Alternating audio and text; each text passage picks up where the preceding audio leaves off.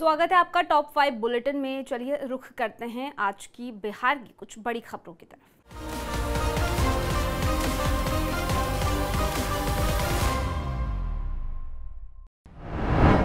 BJP नेता चौबे के नीतीश कुमार के उप प्रधानमंत्री बनने की मांग पर जेडीयू ने प्रतिक्रिया दी है। जेडीयू नेता अभिषेक झा ने कहा है कि गृह मंत्री अमित शाह पहले ही बिहार आकर कह चुके हैं कि एनडीए बिहार विधानसभा चुनाव नीतीश कुमार के नेतृत्व में ही लड़ेगा।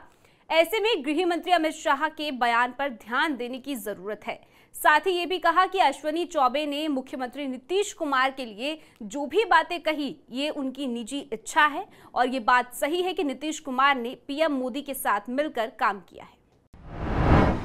बहुजन समाज पार्टी की राष्ट्रीय अध्यक्ष और उत्तर प्रदेश की पूर्व मुख्यमंत्री मायावती ने केंद्र सरकार और बिहार सरकार को आड़े हाथ लिया है।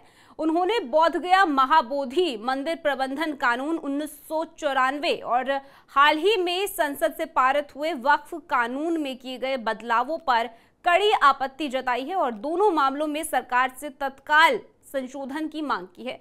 मायावती ने कहा है कि बोधगया का महाबोधि मंदिर बौद्ध धर्म का सबसे पवित्र तीर्थ स्थल है, लेकिन वहां की देखरेख और पूजा पाठ में गैर बौद्धों की भागीदारी बौद्ध समुदाय की आस्था के साथ अन्याय है। चुनावी रणनीतिकार प्रशांत किशोर गांधी मैदान में आज जन सुराज की आज पहली रैली होगी। प्रशांत किशोर ने विधानसभा चुनाव में 247 सीटों पर चुनाव लड़ने का ऐलान किया है। पीके 2022 से लगातार बिहार में घूम रहे हैं। बिहार बदलाव रैली को सफल बनाने के लिए भी प्रशांत किशोर कई जिलों की यात्रा कर चुके हैं। गांधी मैदान में रैली के दौरान पूरी तैयारी कर दी गई है। देर रात तक प्रशांत किशोर पार्टी के कोर टीम के साथ रैली की तैयारी की जानकारी लेते रहे।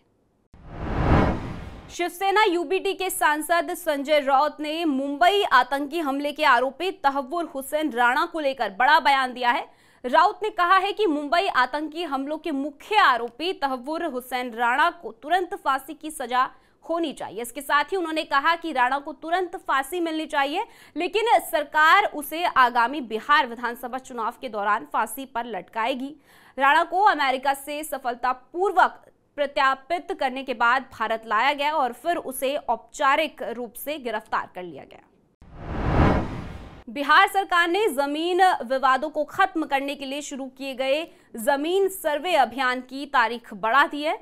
किसान और भूमि धारकों को कागजात जमा करने में हो रही परेशानी को देखते हुए यह फैसला लिया गया है। सरकार के भूमि राजस्व मंत्री संजय सरावगी ने तारीख बढ़ाते हुए ऑनलाइन और ऑफलाइन कागजातों को स्व घोषित पत्र के साथ जमा करने की सुविधा दी है। साथ ही सभी भूमि धारकों को जो भी कागजात उपलब्ध है उसे संबंधित जमीन अधिकारी के पास जमा कराने को कहा है।